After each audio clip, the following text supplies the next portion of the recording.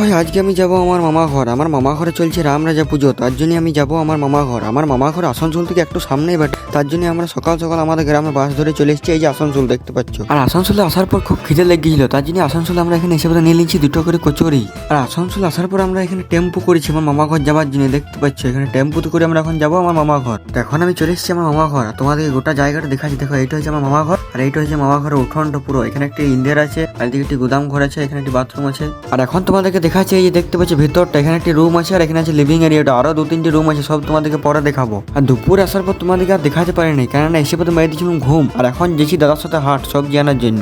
এখন দেখো এই যে হাট চলে এসেছে, হাটে প্রায় অনেক ভিড় ছিল, তার জন্য আমরা এখন সবজিটা তাড়াতাড়ি কিনে পথে চলে যাচ্ছি ঘর। তারপর সন্ধ্যেবেলাতে গেছিলাম একটু মেলা ঘুরতে। এই যে দেখতে পাচ্ছ পুরো মেলাটা তোমাদেরকে দেখাবার চেষ্টা করছি আমি। আর আজকে ভিডিওটা অনেক ছোট হয়েছে, এবার কেন ছোট হয়েছে কি কারণে ছোট হয়েছে ওইটা আমি জানি না, শুধু এতটুকু জানি তোমাদের যদি ভিডিওটা ভালো লাগলো তাহলে ভিডিওটাকে লাইক করে চ্যানেলটাকে সাবস্ক্রাইব করে দিবে এমনি ভিডিও আরো দেখার জন্য।